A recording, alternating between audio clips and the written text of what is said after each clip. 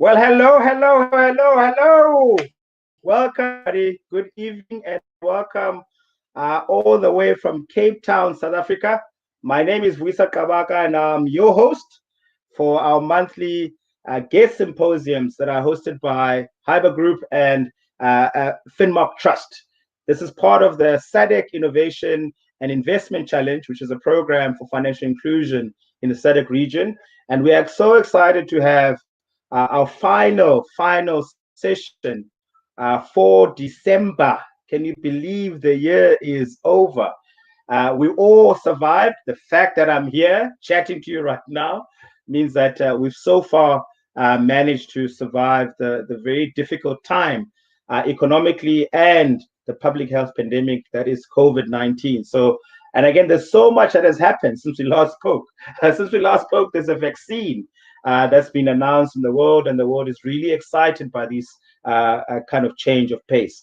But also, since we've last spoke, from our November session, we've had a number of lockdowns and new systems across Europe, across the US, and certainly more limitations of movement here in South Africa as well. But I'm so happy that you are here joining us this evening. So a big welcome. It's the final welcome of the year.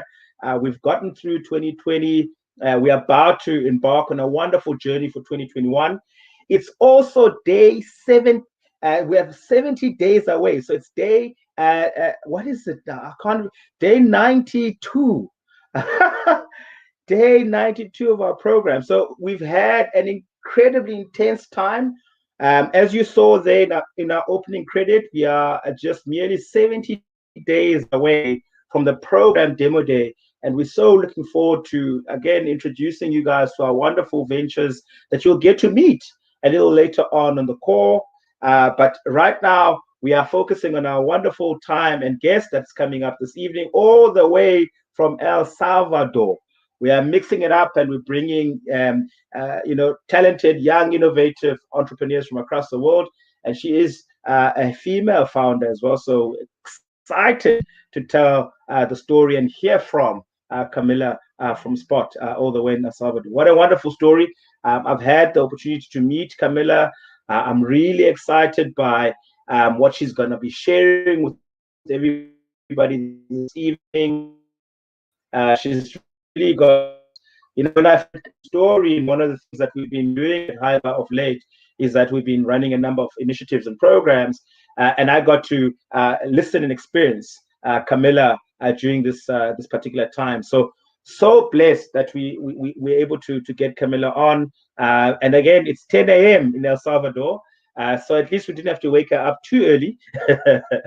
So if you are joining us on the session, whether you're joining us on Facebook, on YouTube, please, if you do want to engage Camilla and you want to kind of ask her questions, please feel free to do so. Use the comment section below to write your comments, and right here in the studio will receive your comments, and I'll be able to then pass on your message to Camilla. How this evening is going to work as per usual, we're going to kind of do these kind of introductions and have a little fun at the beginning of the session. We have our partner on the call, but I want to just double check that he can get through to the call, Mr. Dumisani Dube from the Finmark Trust. So we'll kind of bring Dumi in, and then after Dumi, we'll introduce you to Camilla, and she'll kind of run her presentation. And immediately after Camilla is done, we'll again open the platform and for not only our ventures, but every single one of you guys that's tuning into the session, wherever you are in the world, you'll be able to give that kind of context. Speak of the devil, my brother, welcome to me. Thanks, Vu. How are you? Good, man. You good? How's the holiday? This man is on holiday. I think I'm jealous.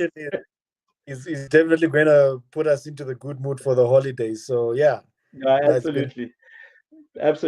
Dumi, we've made a lot of progress. We're way beyond the halfway point of the program. Again, on our side from Hyper Group, we absolutely grateful, and it's been such a wonderful pleasure and honor to work with Finmark Trust. Give us your welcoming thoughts and give us some of the status update on your guys' side in terms of where things are with FMT.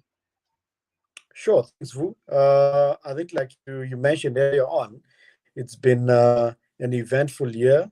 Lots of troubling times, but I think what's important is we're all here, and I think the SADC Innovation and Investment Challenge has been a great learning journey for us, and we're really excited on the progress that all the ventures have been making, actually. So I think that for us is one of the key milestones, and we really appreciate the support we're getting from you, Vu, and the rest of the HYBR team. So really, I think it's been a good year, and I think one of the key things we're really looking forward to early next year is the demo day, where we get these ventures to pitch to investors, and I think this is an important piece of the startup journey. Being able to access of capital to scale up your business. So I think for us that's a major milestone, and it's an important piece for the journey that these ventures have embarked on. So really, I think in summary, that's our the key closing remarks from our end as Finmark Trust to close off the year. And then I think with regards to today, we're really looking forward to the session. I think it's a very important talk. Thank you very much, Camilla, for making the time to engage with us. We're really looking forward to hearing from you. I mean, exiting the comfort zone, it's a very important topic. We're really looking forward to learning as much as possible from your experience. So yeah, thank you so much, Vu. Thank you, everyone. And yeah, happy holidays, and we hope we will have a greater 2021. Thank you, Dumi. Thank you. You even look like you're on holiday. So jealous, but we'll all get the opportunity to be on festive break. And again, so grateful for the work continues, and certainly there's so much more we're going to be talking about in the new year as to the direction the program will take. But again, we've made it this far. We've all kind of got through. And again, I want to echo your words again, Dumi. It's been an amazing time seeing how this all has come together. So with that said, thank you so much to the team at FMT for your support. And again, we'll continue. So again, with that said, we want to welcome our guest, okay? And I want to set this up. I want to set this up so that everybody can appreciate what we've managed to do.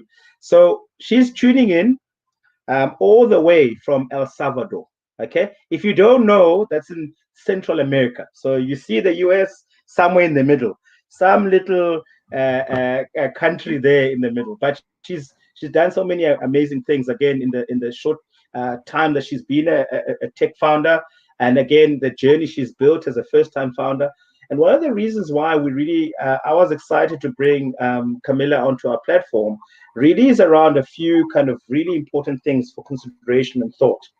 One, she comes from a small country. Those of you guys from Botswana who are listening to this and who are part of our program, coming from a small country should not limit you to what you can achieve in the world. And again, I've really asked Camilla to address this, because I know how it can limit one's perspective. Second of all, she's been part of these many amazing global accelerator programs, just like she's been part of the Startup Chile program, and she continues to be part of this program. Again, she's grown through this, and the company continues to grow through this. This was the second reason that was important for me, because the ventures that are part of our program, again, are in that stage where we're 70 days to go till the demo day, and here we are. Okay, how do you get ready to meet that moment, to embrace that opportunity and really take that opportunity on? Because again, the program is not ultimately, no program on any place in the world is ultimately going to build your company. But what we do know about these kind of programs is that what we do know is the fact that at a certain level, okay, if you look at the journey of whether it's Airbnb or one of these startups that's now listed, or DoorDash, these companies came from a program like YC, and some 8 or 9 years later, because of that shaping, have become really global success stories. So again, looking forward to hearing some of that as well from you, Camilla. But lastly, as well, I think as a female founder and as someone who's working in technology, as a young person, all our venture founders are young people. So as a young person, we want to hear your story. I'm certainly looking forward to it. So without much ado, welcome Hola, Camila Orantes Hola, from hi everyone. ¿Cómo estás? So Thank you so welcome. much. We welcome you to our community across the continent of Africa. We welcome you as a team here. Again, you've got team members in different parts of the continent, so we're not all sitting in the same place. Some of us are sitting in Tanzania. Some of us are sitting in Gaborone. Some of us are sitting in Johannesburg. Some of us are sitting in Lagos. So we are all over the continent of Africa. And certainly I know we have regular viewers of this particular series that we've put together from Iraq, from Egypt, from Ghana. So it's a widespread kind of community that we've built with this. And along with the many-sided countries like Lesotho, Zambia, who not only are going to be viewing this today, but possibly viewing this in the future. So you are welcome. And thank you. We appreciate for your time. And again, I'm going to hand over to you to take us through your talk. Thank you so much, Boo, and thank you everyone who is making this possible. As he said, I'm from El Salvador and I'm an entrepreneur. And today I want to talk to you about a little bit about my journey, and in hopes that this can help you in your own journey. It can help you feel that you're not alone, and that you can learn from my experiences. So I'm gonna share the screen um, to show you my presentation. And first of all, my startup name is Spot. We're a tech company, just as Vu mentioned, and we are focused on creating solutions using artificial intelligence. But I don't want to talk about all the technical part of it, just saying for you to have an idea. And who am I? Well, that's a complex question, but for the sake of this presentation, I'm Camila, as Boo said. I'm the co-founder of Spot. I'm currently 22 years old. I am a computer engineer student. And there is a picture of me, and this is my email, and this is a QR code that you can scan, and it will direct you to my LinkedIn page, so you can contact me in LinkedIn. And well, this is a little bit about myself. I was born in El Salvador, and as a computer engineer student, um, I just have had a passion for technology and for innovation and creativity. So this is for you to have a background of me. And again, I hope that my experience can help you through your path. So before we get to the topic, I want to show you a video of presenting also my company in a very short video. And this is again for you to have an idea of what we do. So I'm going to show it.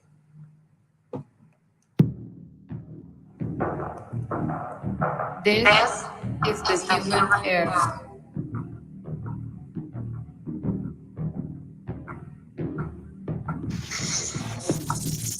The pinnacle of innovation.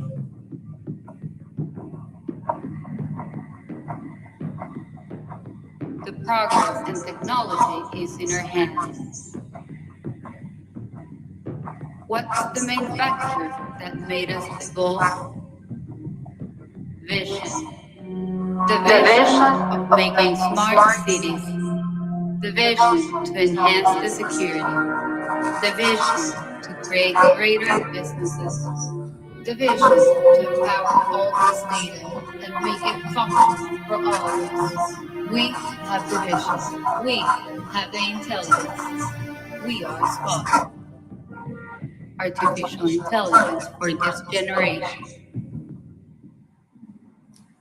Okay, so that's precisely what we bring artificial intelligence into the real world through solutions that use computer vision and a lot of technologies. But again, I don't want to talk about all the tech part of it. Today, I want to talk to you about how we got to be here where we are, and how well the topic is exiting the comfort zone and the key learnings for early stage founders.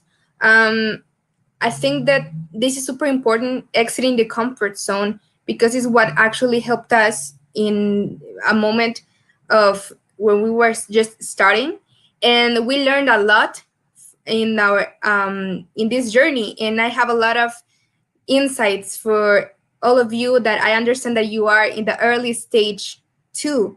So there's a lot of things that maybe it would have helped me a lot if I would have known them when I was just starting. And I hope this helps you too. And I just want everyone to put your mindset right now in how where you want to be.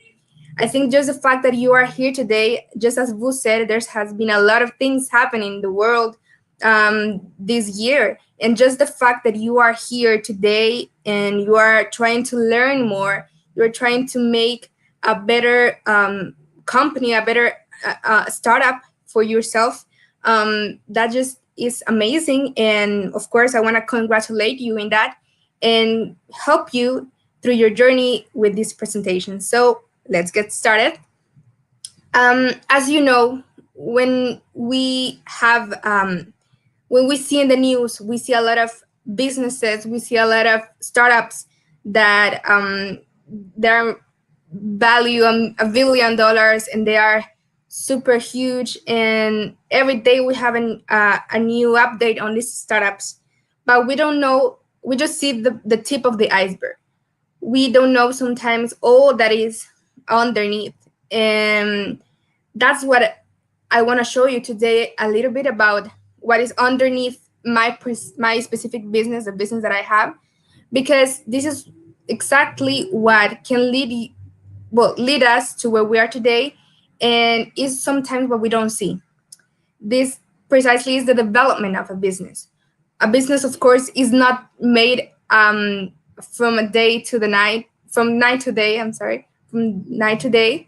You have to work on it, and there's a lot of things you have to do in order to your business to actually become sustainable in time, in for it to become not just an idea but a truly real well business. So this is what I show you today, and I want you to keep that in mind, because sometimes we compare ourselves to these businesses that are making billions and billions of dollars, and of course we're not in that stage. We're maybe in another stage, and we should try to understand how the business that sometimes we have a startup that we look out to, we have to understand what did they do in the stage that we are, when they were just an idea.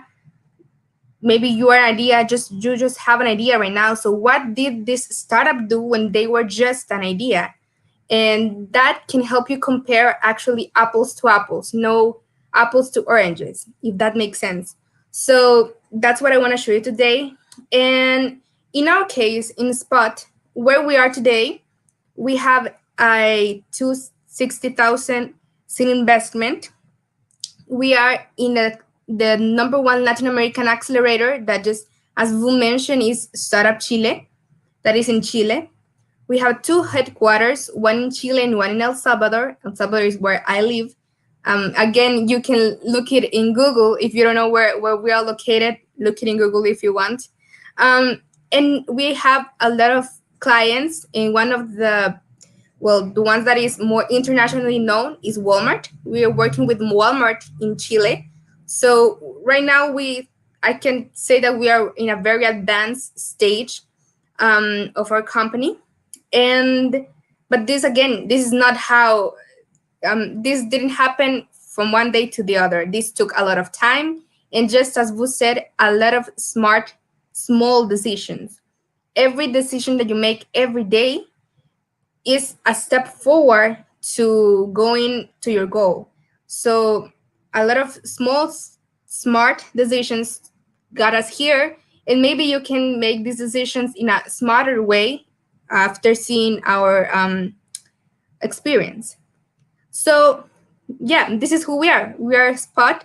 This is the whole team. Yes, I'm the only girl, and this is, of course, this was before the pandemic. Now we are mostly online, but this is the whole team that we are today. This is the picture that I want you to have right now. This is how we are now. But and we also have been um, promoted in a lot of international magazines like Forbes, 30 Promises of Business of Central America. We have been in multiple news and in magazines online. We have been in a lot of contests around the world, in Chile, in Canada, in Chile again, in Denmark. And but this is not how it has been all the time, because we started in a very different way. So how we started is that we just were 4 engineer students. Again, as I told you, I am a computer science engineer student. So how we started is that one day we were at a university. And again, I want you to keep in mind that even though that I'm an engineer student, I'm not an engineer student from the MIT. I'm an engineer student from a university of my country. So it may not be the best, but we were, of course, trying our best, you know. And we were colleagues. Well, we were classmates. We had the same class with 4 of my friends, 3 of my friends who then became the co-founders. And one day, it kind of just happened because we were sharing our ideas all together, sharing what we wanted to do and how amazing would be to make something with technology and something with artificial intelligence that could optimize certain processes. And it was just something that we would talk during the lunch or during the break, and that was it. And something that I want you to keep in mind on how we started is that this was our first startup ever. I know there's a lot of entrepreneurs who have had multiple startups during their career, so sometimes having another one it's very easy for them. But for us, that was just our first startup. And I was actually 19 years old when we started, so we were all pretty young. We had 0 experience working, and this is super important, the experience on working in the field or even in general working. We had 0 experience, and I think if you have experience working, you have an advantage that we didn't have at the time, because when you have the experience of working in a corporation or even in a small business, it helps you to understand how to manage certain processes and visualize how you can manage your business. But because we had 0 experience, this was actually a challenge for us at the beginning, because we didn't know how the processes for a company to be. We were just making our product, but we were not doing the processes for it to be a business. And we were just developers, coders. I am a developer. Well, not that much anymore. I'm focused on a lot of things too. But at the beginning, we were just all developers, just coding, and that was it. And as Vu said again, we were founded in a small country, in a development country, in El Salvador. Of course, we know that it's not the same to create a startup in a development country not to create it in Silicon Valley or in any place of the United States. And this is a challenge, but at the same time, we took it as an advantage too, to be able to create technology that was actually a little bit more,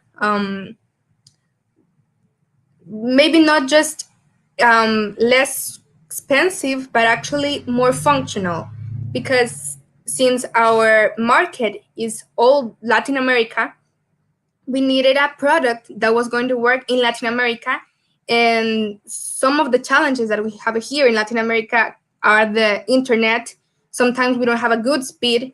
So when we were coding and we were making our solution, we had to take into account that the product was very optimized, so it could run in any speed. If you had a low speed or any kind of speed of internet, it will work on it. So actually, we took it an advantage to make our solutions more usable, more to the point. And it's something that you can take into advantage too, for your products too. So that's one of the first ideas that I want you to put in your mind. Imagine that we were just four students in the university talking, and what we used to do is that we sometimes took our computers to a cafe or to a friend's house and just code there. Very very easy going, not so attached to it. That's how we started. But how I want you to I wanted to tell you I want to tell you the growth we had, and I'm going to do it through an analogy that I thought of one day, that is the Big Bang analogy. I don't know if you have heard of the Big Bang. It's a theory that explains how the universe was created, but I'm just going to use the names of certain parts of the theory to explain how we were created, how we as startup were created. So I hope you guys like it. So first, how I'm gonna divide these analogies: first the Big Bang, then the unhabitable Earth. This means that it's not a place where life can survive, and creating life. So let's go step by step. The Big Bang. This happened to us in 2017 to 2018, and I describe it as the first explosion that gets you moving. This might have happened to you at some point. The first time that someone told you, that is a good idea, and you said, yeah, you're right. It was maybe someone or a group of people that approved of your idea, or told you that you had a lot of potential. So that's what happened to us in 2017. But I wanna share it with you on not just it didn't only happen through people telling us, but we actually did something after people told us that we had potential. And one of the first things is that we won a national contest. Oh, and something important. I told you before that we were 4 founders, but in the early stage, we actually started 6 founders. And I wanted to take this and tell you this because sometimes we just want to add everyone who just is involved in a conversation, and we want them all to be founders. And this is actually something that we learned a lot from, and that maybe it has happened to you, or maybe it will happen to you, that not all the founders are committed. So the first time that we won a national contest, we were 6 founders, and all the 6 of us were happy with it. It was a small contest. It was we actually won the 3rd place, because that's why we got only $1,000. And for some of us, it was like a huge deal, but for the other 2 that are no longer in the team, it was not so important for them. It was they were not as committed. So even though that we were doing the first explosion, because it was the first time we ever pitched our idea, and we won the 3rd place, even though it was the first time we pitched our idea, still we had a lot to learn. And one of those things later on our journey, we realized that one of the things was precisely that not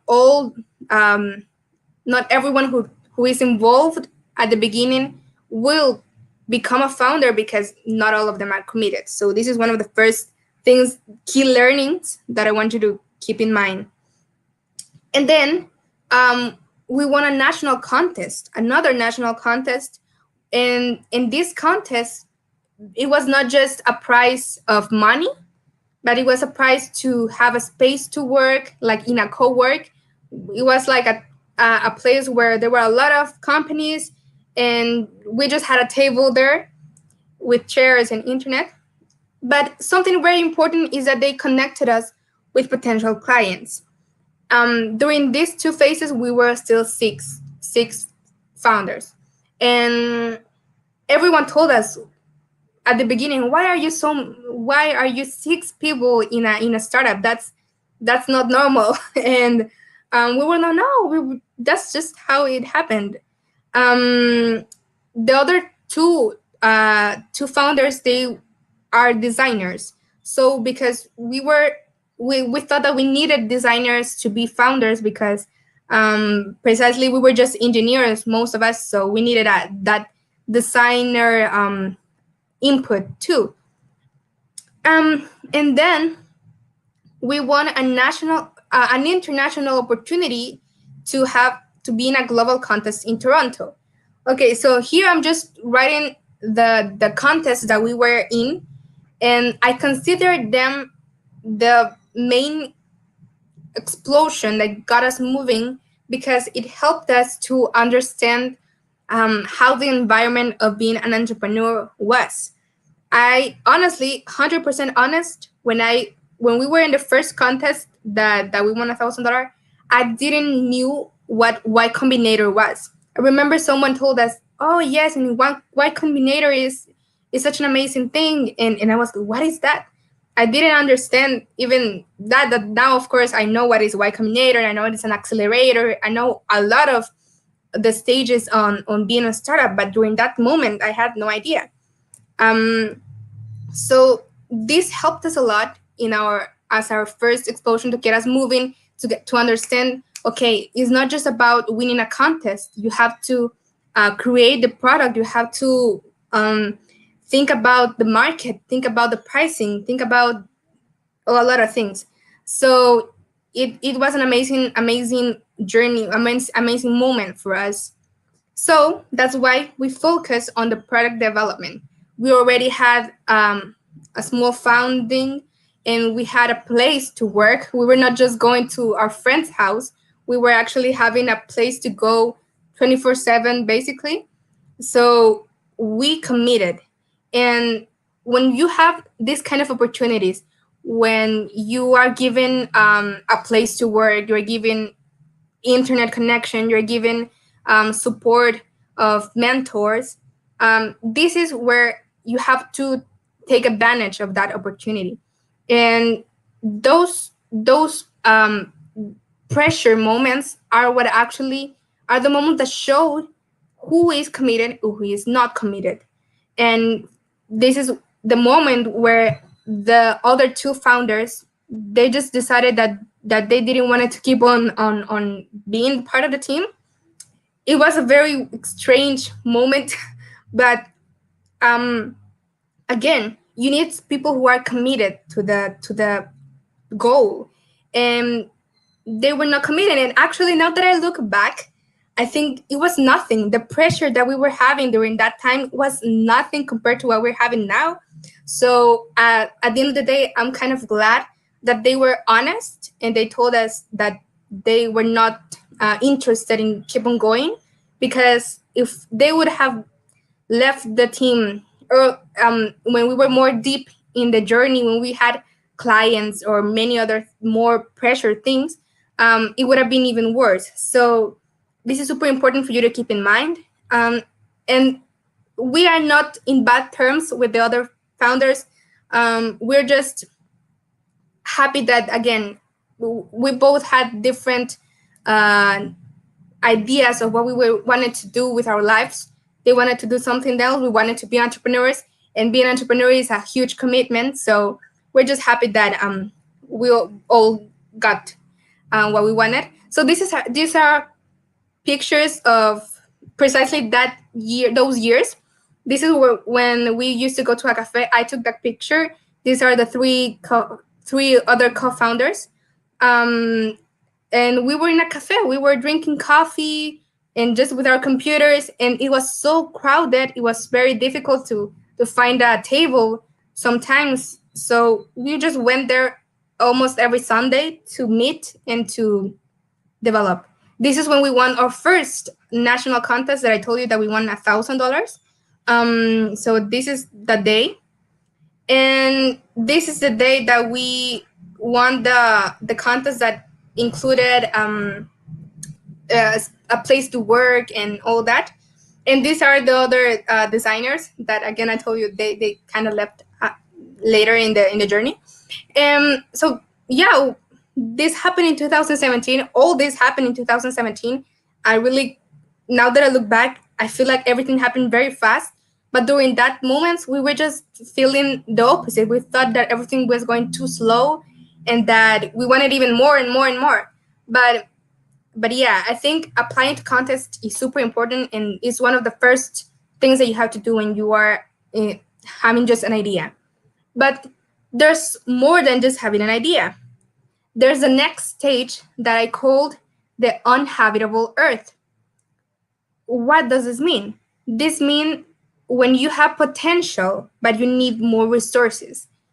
If you have ever seen documentaries on how the Earth was created, there was a moment where the Earth was only basically rocks and a lot of gases that were actually toxic for anyone to be living in.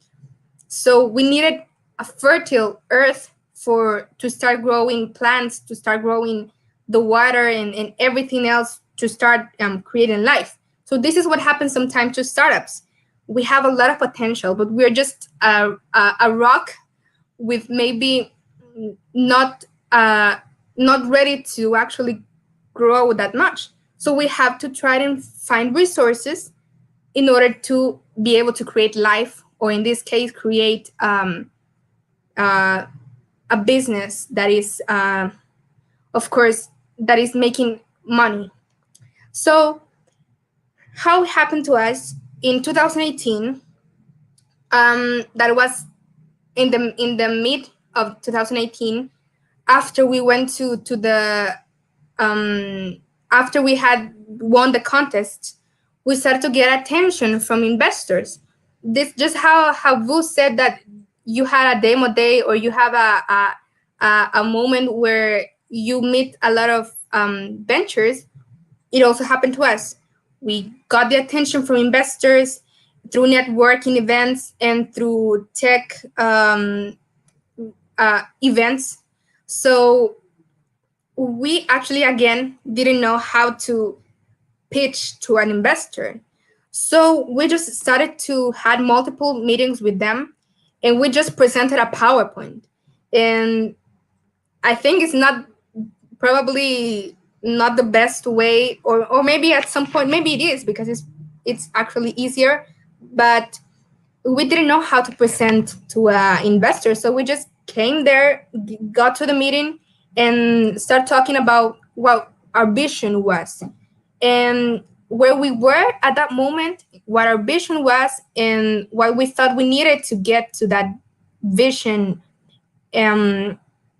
business, right? So we had a lot of meetings with them, and one of the things that I think that we learned during these times of having meetings with investors is that you should not say yes to the first person that is willing to give you money, not because it's bad, because of course you need the money, but because you have to be open to listen to not just their inputting money, but other types of input.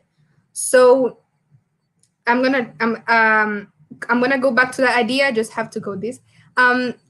We struggle a lot in the amount of money and the percentage that we were asking for. We didn't know how to value our startup. We were just an idea at that moment, and so that was a very concerning thing to us during that moment. We were thinking, okay, how much are we willing to give? 50% felt like a lot, way too much. Um, and we didn't know if we were willing to um, give anything at all. And finally, in March 2019, we received an investment from an angel investor. So again, we had a lot of concernings, but how did we actually felt that we were ready to have an investment with this angel investor precisely? Well, um, something important that I wanted to keep in mind is that we kept on applying to contests. And one of those contests, as I said, it was in Toronto. So we actually met our angel investor that is right now with us in that contest, because this contest was it's called GSEA, and it has finals in each country, and then from each country you go to a global final. In this case, it was in Toronto. So during the process of preparing the team to go to Toronto, we were able to talk a lot to to the investor who is here in this photo. And I mean, when we applied to the contest, we wouldn't have imagined that we were going to meet the investor that was actually going to help us a lot during our process. We actually took this picture before we even talked about investing and him investing on us. This was in Toronto. He was very willing to hear us. He basically created first a kind of mentor friendship, because we would go to his office after, of course, after the contest was ending. We would go to his office and talk, and he would ask us about how was everything going, and we would explain to him our issues, what we were feeling, and all this and all that. And finally, at some point, we just clicked, right? So this is the whole team in Toronto, and this is when we were with the investor. And why we went with this specific investor? Well, as I told you, we had an advisory relationship prior to the investment, but mainly because not everything is about money. He was willing to invest time. With all of the investors that we met, we felt that he was actually listening to us. A lot of investors just go directly to the money. Okay, so how much money are you gonna make? How am I going to have my investment back? And we're talking about startups here. This is not like real estate. Real estate, it's like that, right? You invest $100, and you're gonna have $125 when the building is ready. It's more lean, the process of investment and return of investment. But in startups, there's a lot of well, this precisely what is called a startup. You have a lot of risk. You have a lot of things that, because your product is new, because your product is not it's not in the market, has not been in the market before, or many other things. It has a lot of risk, and it may not work the way you envisioned it to be working. So you need to invest your time and the time of the investor to understand and to guide you, and to actually make this investment have a return of investment. So this is one of the first things that we learned, and I think that was just a hunch that we had at the moment. No one told us to find someone who was willing to invest time. We just had this intuition, this feeling that, okay, maybe we should go with this person because he has shown an amazing listening skill and has actually been invested in us. So this is something that one of the first things that we learn, and one of the main key learnings that I want you to have in mind when you're looking for investment. We found also a match with the business philosophy. This business philosophy is something that, again, is not talked that much. No one tells you that. But to me, business philosophy, it means that it's someone who is how they see the business. Do they see the business as a machine to make money, or do they see the business as as an opportunity to innovate and to create something that can change lives, can change processes, can change industries. So this is very important. And again, you may get frustrated if you don't have that match of the business philosophy, because they may be asking a lot about money, money, money, and you're like not not in that chain in your mind. And also the flexibility of investment. We didn't sign for a specific amount. We signed for money and gold. This is something that I don't know if it applies to everyone, but he presented us with a flexibility of investment, that was that he was not going to give us directly $100,000 or $200,000, but we were gonna go like during stages, and we were gonna analyze what we needed in different stages. For example, we would meet every month, to try to see the strategy, try to see, okay, how is this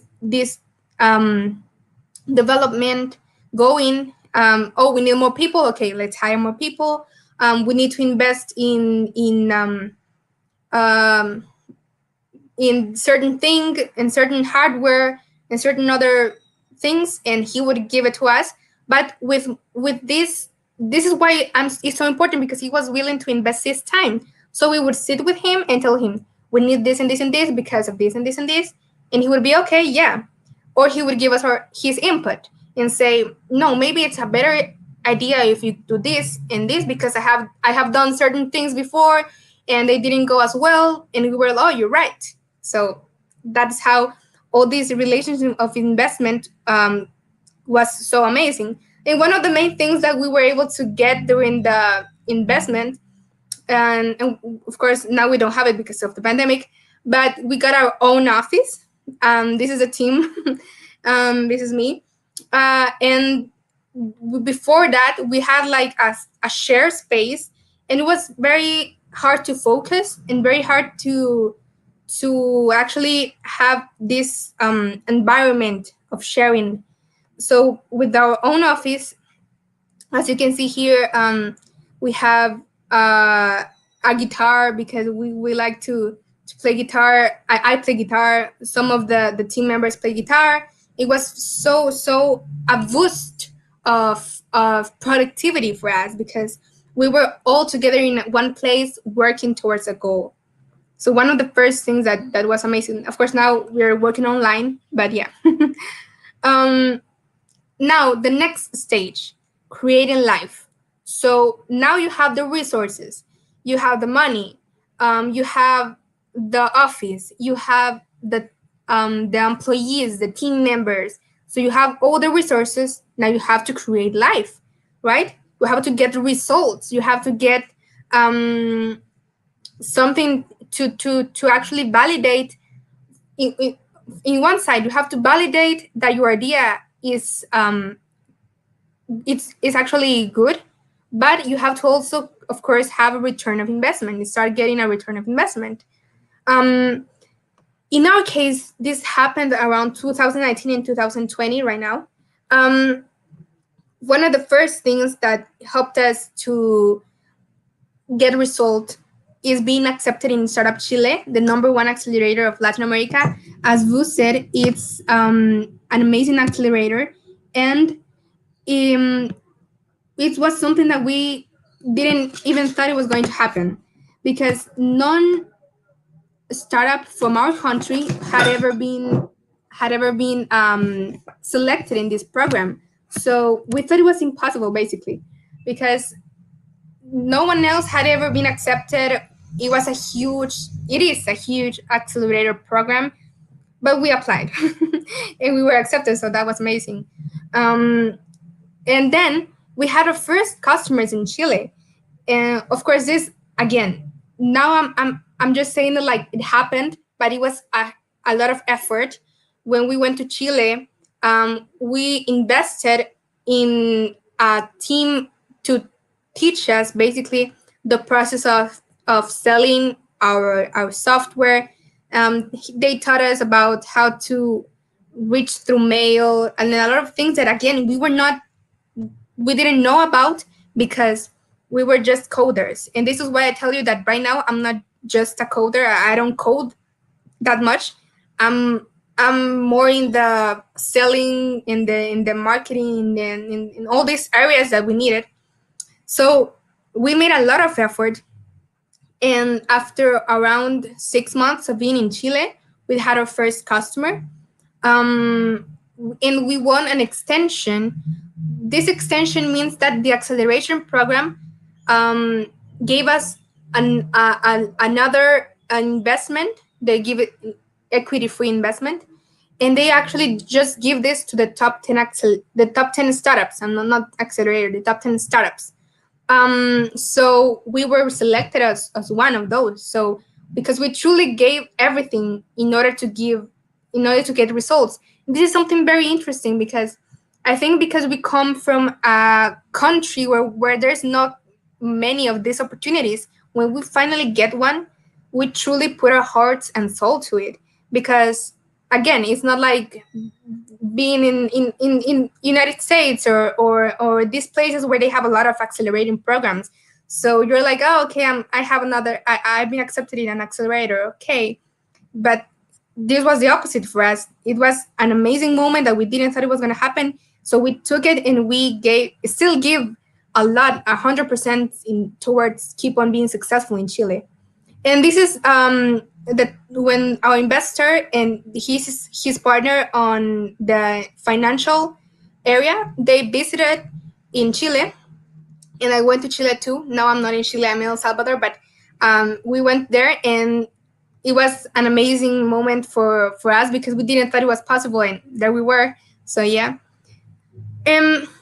What is next after creating life? Again, I want you to envision yourself. Envision yourself. Maybe you are in a different stage right now. Maybe you just have an idea, so you need an explosion, something to help you. Or maybe you already had that first impulse, so you need resources. Or maybe you already have resources and you need to create life. So where are you? First, I want you to think, where are you? If you are not in any of this, because maybe you already have customers, maybe you already have, you already are making a certain amount of money, then you are wondering what is next. Okay, so I already have certain money or already making sales. So what is next? Well, evolution. That's exactly what happened next. The perfection in the life, making it even better. And it's something that you can achieve. Actually, I think it's something that you can do, even though if maybe you don't feel like you're in this stage, maybe you're not selling that much, or maybe you're not having sales at all. But it's super important, the evolution of your product.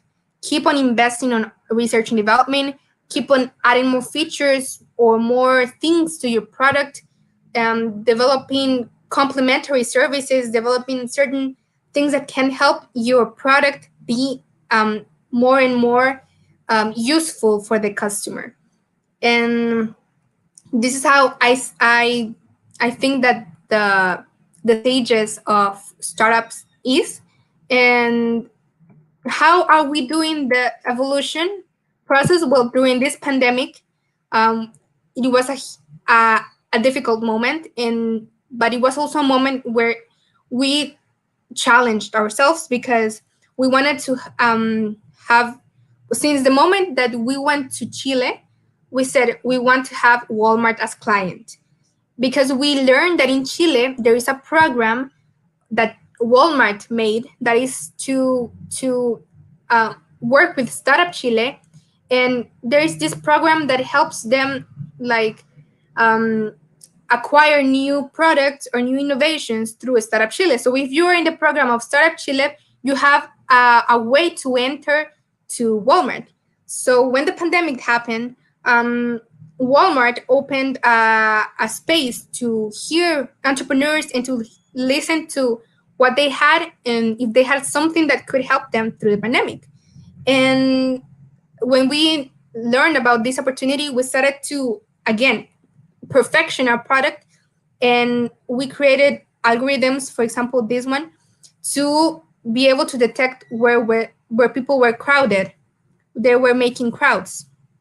So if it gets red, it's because they were not having distance between each other.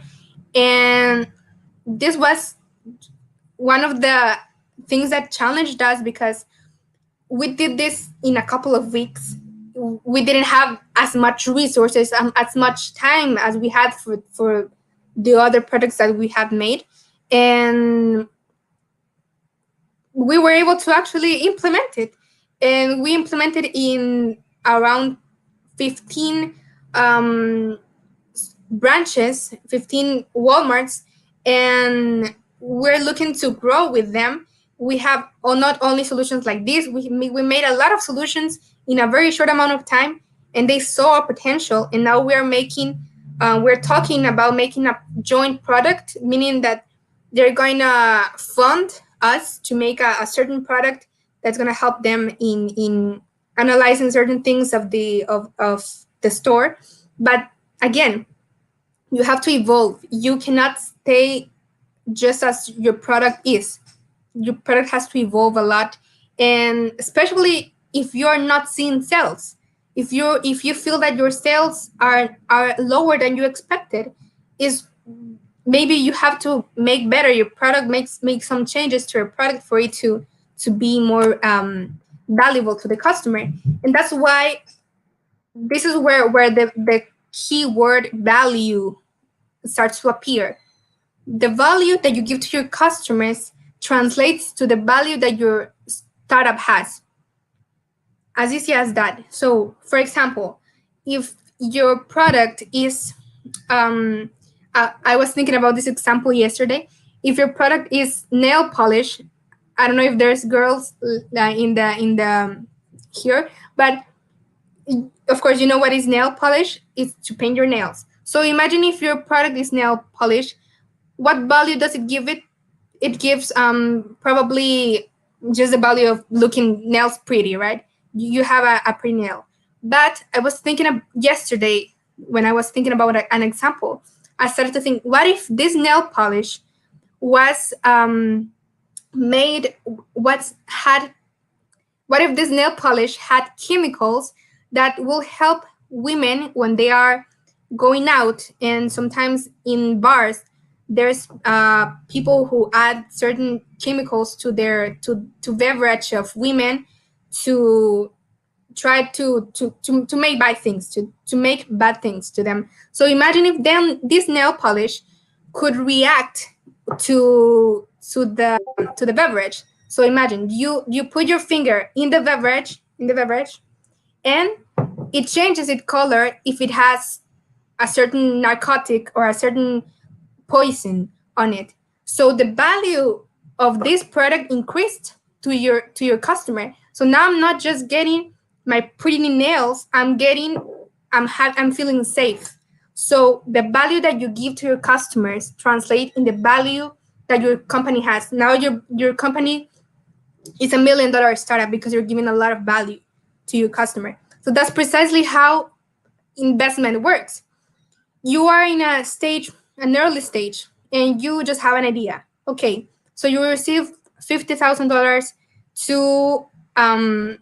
to make this idea, to make an MVP, a minimum viable product. So what can happen is that this minimum valuable product is going to give a certain value, or it's not going to give any value, and it's not going to work.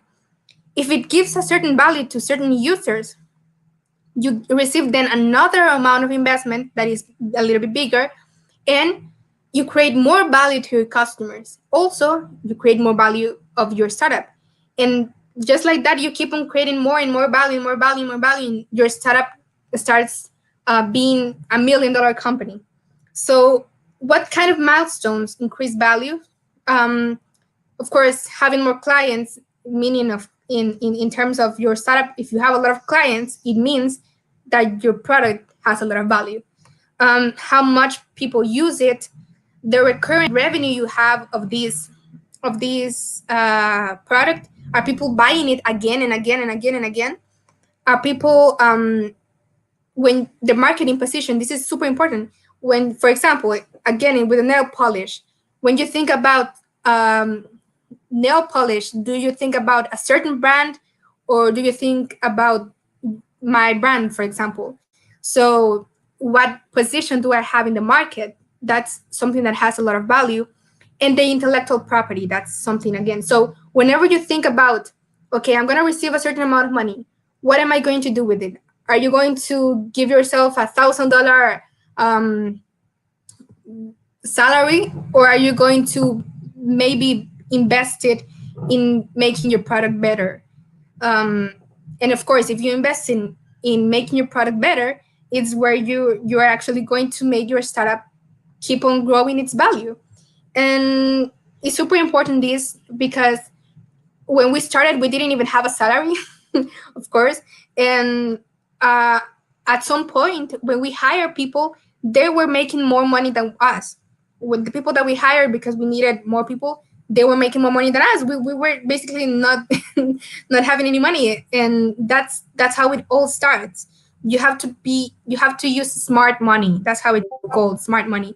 And just how Vu said, a small smart decision. So in order to help you a little bit, I always like to in my presentations, I always like to give tools. So this is, I don't know if you've heard a bit of this tool. I hope you have. If you haven't, don't worry. Again, when I was just starting, I didn't know anything about this tool that is called the business model canvas. And I actually thought it was not useful. I thought, why am I going to do a business model of my startup when I don't know how am I going to do it? So I'm just going to write things and they're not going to be a reality, but it does work. So again, how do you feel this business model canvas? The first you have to do is you have to put what is the value that you're giving, the value proposition. We're going to see an example in the next slide, but the value is, as I said before, are you giving security to your customers? With a nail polish event, with a nail polish sample, the value that I'm giving is that I'm making my customers feel safe. I'm making them feel pretty, whatever. But also you have to analyze, how are you going to get to these customers? If you're going to have channels, how are they going to receive it? How are they going to know and learn about your product? And who are you selling? This is super important. Who are you selling? Because sometimes we just create a product and no one buys it, and we're thinking, why is no one buying it? And then we think, oh, okay, I didn't told my potential customers that I had this product. So how, of course, they were not buying to me because I never told them. I just launched it and they didn't know. So I need to understand who is my buyer whenever I make a product. And it's super important, especially in, I think in every business right now, it's super important to understand the segment of the customer. Then if you see to this model canvas is actually made in two sides. So you have here the side that the customer makes, and here the side that the customer doesn't. I'm sorry, here the part that the customer sees, and here the part the customer doesn't see. So here you have the key activities that you have to make, you as the business have to make in order to create a product.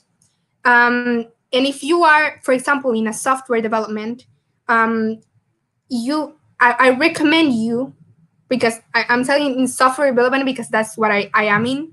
I'm in software development. So I recommend you to be very specific. Also, if you're in any other area, of course. For example, not just right there, you have to code. No, you have to put the key activities. For example, do you need to design? Do you need to create a database? Do you need to then code, and all the activities that you have to do in order to get your product? Then also the key partners, who is going to help you? Maybe do you need, in the nail polish example, do you need a certain company to help you make the chemical? what resources do you need? Of course, money, but what are you going to do with that money? Again, do you need employees? What do you need, right? All the resources that you need.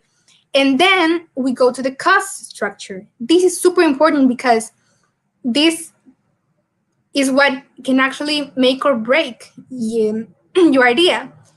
And the good thing about the business model canvas is that it's just written in paper. So if you at some point you realize that maybe something is not good, you just erase it and do it again. So when you go to the cost structure and you realize maybe it's too expensive, this is when you can come again and rethink, okay, maybe it's too expensive, but maybe I need a partner, like for example, an organization that is helping females, that is helping people around the world, that can co-found or co-invest in this product, and they are going to help me to sell it in a lower price. So this is why it's super important, this business model canvas, and I really recommend it. This is the Netflix model canvas. I think many of you know what Netflix is. It's a platform to see movies on demand. So the value proposition is precisely that. You can see, I'm not going to read it all because it's very long, but one of the main things is precisely the value that they are giving. They are giving you a free trial. They don't put commercials. Now I only see Netflix precisely because of that, because I cannot imagine myself watching TV and watching a commercial and then again the movie. So they give a lot of value, but they also have a lot of other things going on, not just its platform. It's a lot of things that go in creating a business. So you just have to write business model canvas on the internet, and it will show you a display you how to do this. So in summary, I think I've been talking a lot. So we're almost at the end of it. The key learnings that I have had during these couple of years working in my startup and that had helped me a lot. First, look for commitment from all founders. This is super important. We once met with a lawyer that this lawyer helped us to make our business official in El Salvador. And this lawyer told us, making a business is like marriage, because you're literally signing a contract that you're going to be with this person, and it's even harder than marriage sometimes, because it's not about love, but it's about actually a business. So try to look for commitment from all the founders, and of course it's going to happen at some point that maybe some of them may leave, but you don't have to feel bad about it. When we started, we felt bad, of course, that they left. But again, now that I see back, I'm glad, well, that they were honest, because this is super important, being honest and having a sincere communication between the team. So that's one of the first things. The second thing is to listen to the users. Test your product fast as you can. Why is this important? Because sometimes we focus on the product, but not on how the user or the client is going to feel when they have it, or if we're actually solving a problem that they had. So we have to listen to them, and we were able to install our product in to basically give free tests of our product when we were very, very early in the process, and we made a lot of mistakes with potential clients. But I am actually happy that we are in a small country, because no one knows if I tell you the name of the company that we made mistakes to, you probably don't know it, and no one knows it. And now we're in Chile, and no one knows that we made mistakes in El Salvador, but we learned from those mistakes, and it made us even easier when we went to Chile to sell our product. So it was very, very important for us. Then don't be afraid to apply to contests. I cannot stress this more. It helped us a lot, the contest. And if you don't win, because there's been a lot of contests where we don't win, um, you what you actually are going to win is the connections of the people that you met, not just the possible investors but also entrepreneurs. The reason that I'm here right now with you is because I was in an event in Denmark and I met a lot of people there, and one connection led to the other connection, and then I'm here. So this helps a lot. Don't be afraid to apply to contests. And of course, don't be afraid to apply to global contests, not just in your country, but global contests. Actually, to the contest that we went to Canada, in that contest, we applied the year prior to that, the year before that, and we were not accepted in that contest. So if you're not accepted, just apply the next year and it's gonna be fine. And then when looking for investment, don't look for money. Find people who share your same passion, your same no, no fear, your same emotion, for the technology or the product that you're making, and enjoy the journey, because it's only gonna happen to you. This moment is just this moment. It's not gonna repeat it, the moment itself. And sometimes we are stressed. We're thinking, oh, we're not gonna make it. We're not gonna make it. What is going to happen tomorrow? But you have to enjoy it. Try to enjoy it as much as you can. And I don't know if I still have time, but I want to show you a video. I don't know if I still can share it. Well, I think I will try it. And this is a video that I really like, and it's about the journey of an idea, precisely. So I hope you guys like it.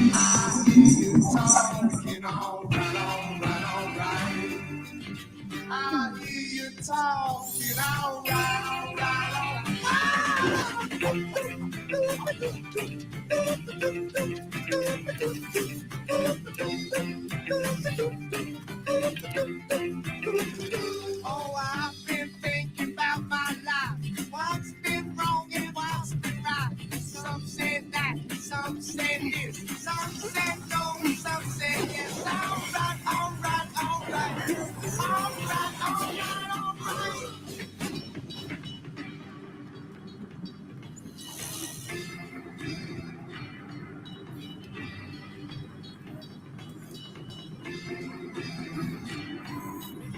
I hear you talking, all right, all right, all right.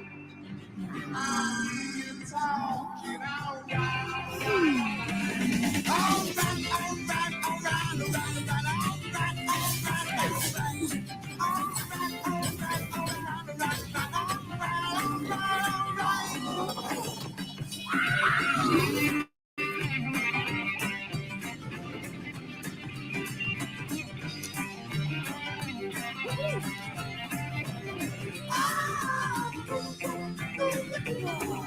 all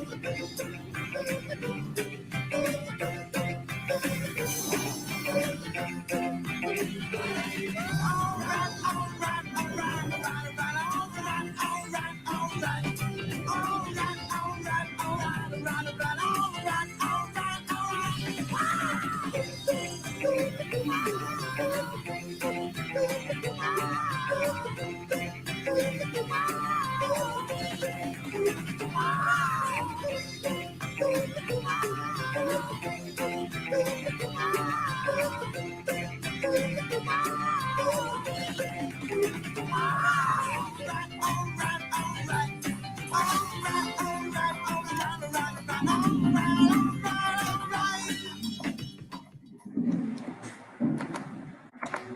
Okay, so that's it for the presentation. I hope you have enjoyed it. I hope you have learned a little bit about our journey, and you can see yourself in your own journey. And if you want to contact me, here is my email, or you can scan this QR code, and it will direct you to my LinkedIn profile.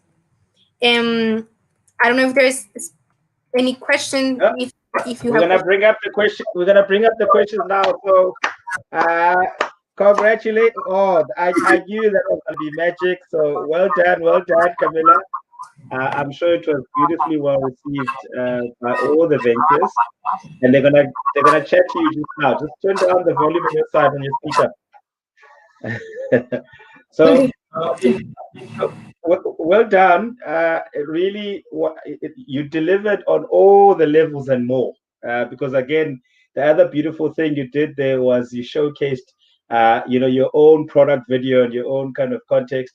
And again, I loved all the pictures, the journey, and the stretch which you guys went through.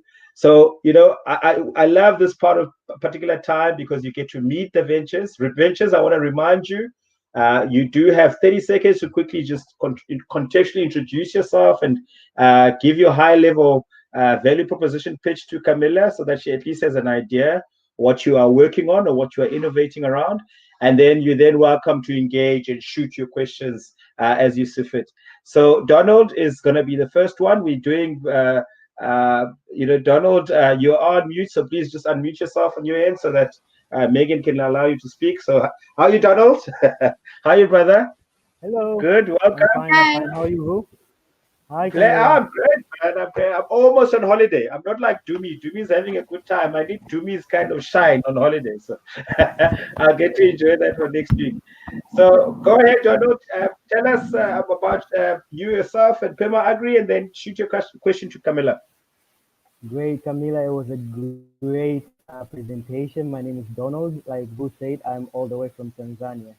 Well, I'm the co-founder of Fema Agri. We're an agri-tech company that focuses on structuring farmers with the aim of providing financing. And this was an amazing presentation, getting it from a fellow founder. And we've always heard about, the positive side of like starting a company.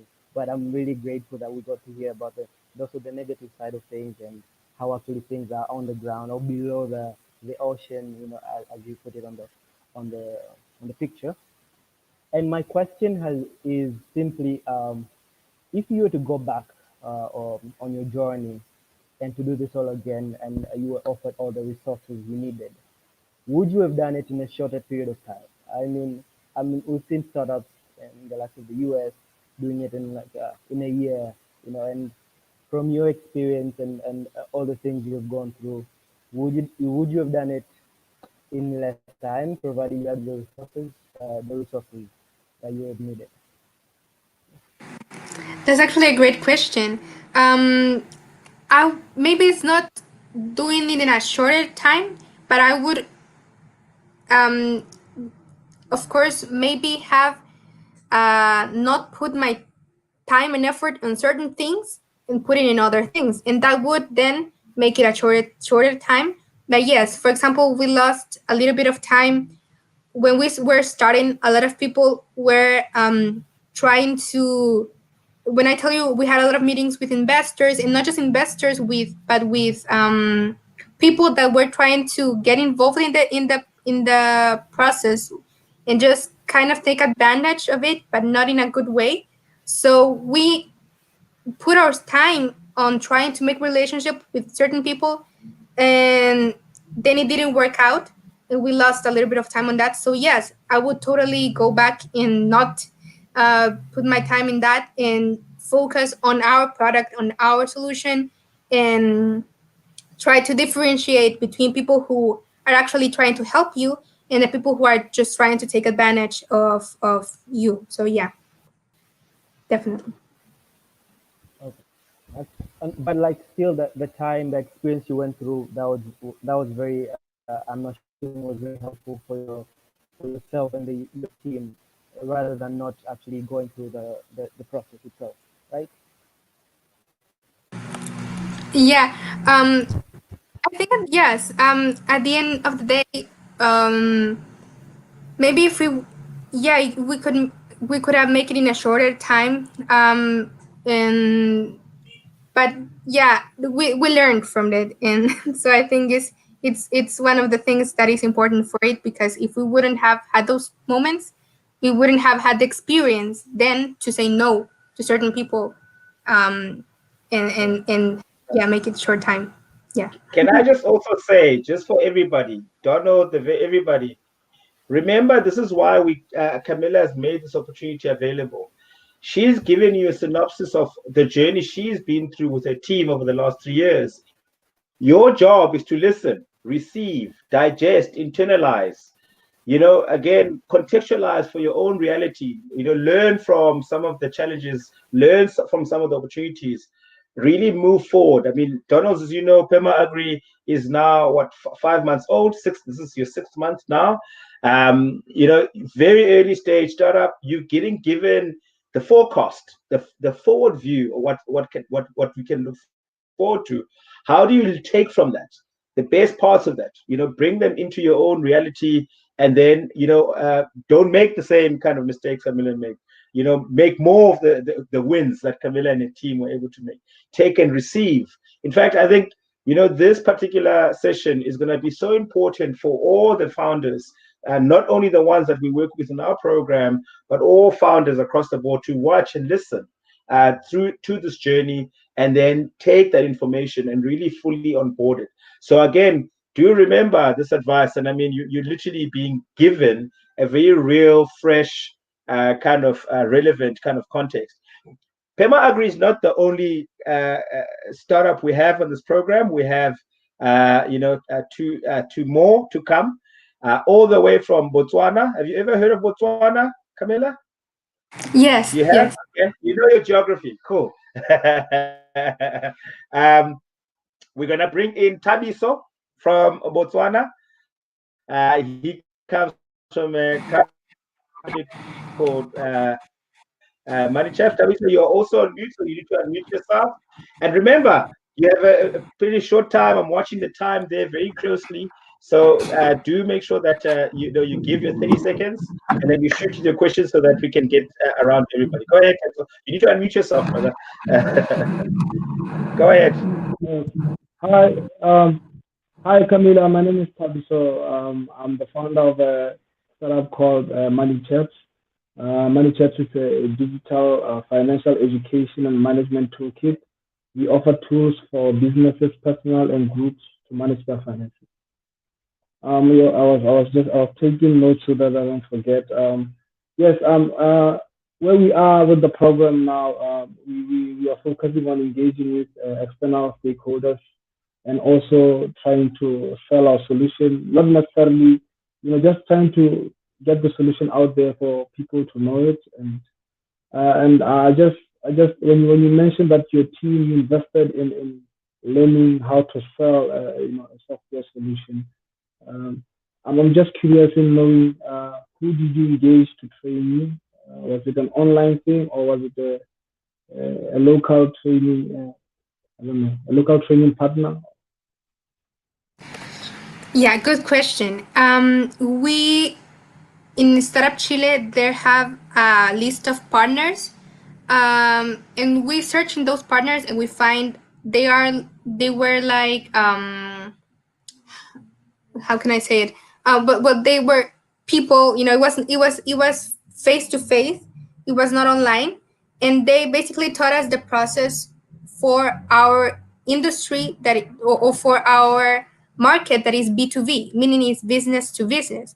It's very different. This is one of the first things that you need to know when you are selling. If you're the way you're selling is business to business or business to consumer or business to government, maybe if you're selling to government. So for each different way of selling, there's different strategies. For example, if you're business to consumer, that I think you are business to consumer because it's for everyone basically to learn about financial things, right? Oh, well, if that's the case, for example, your strategy should be more in terms of social media, in terms of maybe through mail and through website, but the process can be a little bit more self for the consumer. You can, if I want to learn maybe about your product, I just can Google you and I find it. But in our case, because in businesses, for example, in Walmart, if I convince one person, this one person doesn't confirm that is going to be there's going to be a purchase. I convince one person, and this one person has to then talk to a board of directors and to confirm if they're going to buy our product. So it's a little bit harder. So we had to use a lot of strategies in order to sell to all these areas of the businesses. So that's why it was very hard for us at that moment. But for example, you should use strategies that are more on the marketing techniques, but not just on selling your brand, but actually teaching your customers what they are going to get. There's a strategy called inbound marketing. Inbound marketing, I can share it in the comments. Inbound marketing, what is it helps you to focus your strategy on teaching your users about your your service. So I will type it in the chat, and maybe they can share it to you. That is strategy. That's what I would. And there's a lot of free courses online that they can help you inbound marketing. Yeah. Oh, thanks.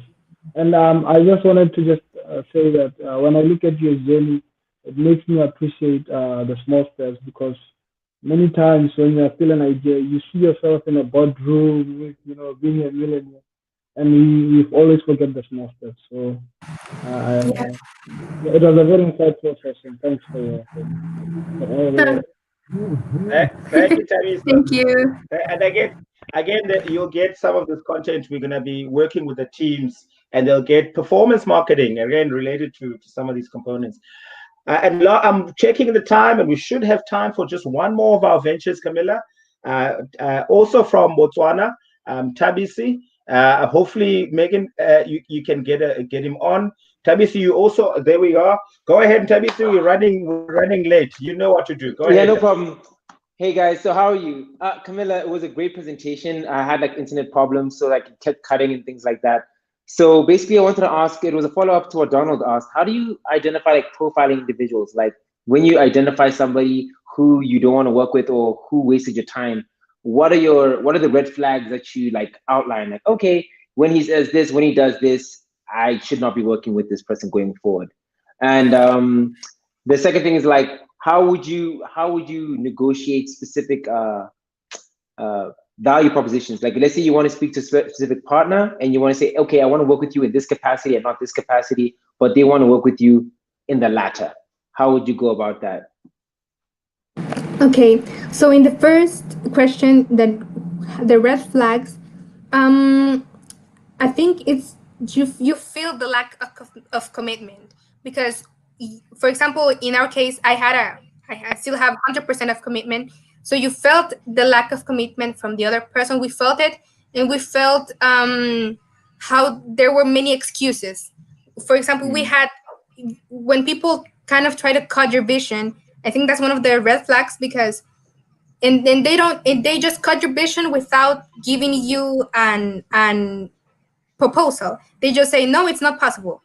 And actually the two people that were with us and then they left, they were like that. They were, no, it's not possible. No, we why are we doing this? So that's one of the first red flags, people who just try to cut your vision and tell you no, no, no, no.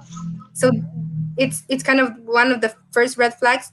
Or people who are trying to take too many advantage, and they are like, and you feel that it's not fair, that they are just asking for you to do this and this and this and this, and they are not giving back or actually helping to create something, to create or bring something to the startup. So that's one of the two red flags. And then the other question, how to negotiate. This is why it's so important. I tell you that in our case, it was super important that we had a prior mentor relationship with the person that we were going to get an investment from, because we first got this trust, this open environment. So when it's a moment to negotiate, that's one of the first things that you have to have an environment that is open to listen. Then, because if not, then you're not gonna negotiate, because they're not gonna give, or change their mind. So one of the first things, you have to be sincere.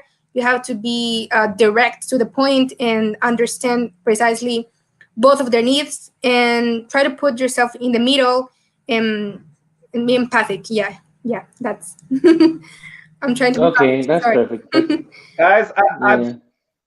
so sorry to do this, but we have run out of time. I'm not going to get you the opportunity to kind of connect the comments. Camilla did share her contacts, so please reach Sorry. out to her. She's Yeah. incredibly responsive. You know, Yeah. please keep it professional when you when you do reach out to Camilla.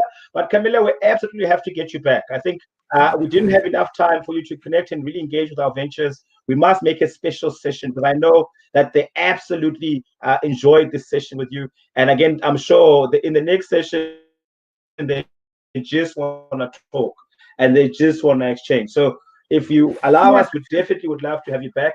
But for now, thank you so Yeah. much for making the time. I took away so many incredible things, and I love the way that you broke up your talk into the Unhabitable Earth, the creating life and evolution. Again, choose. Each of you must choose where you are right now. So again, you still got a whole day ahead of you in El Salvador, but we truly appreciate, as we Yeah. come to the end of our day here on the continent in Africa, appreciate everything and your time.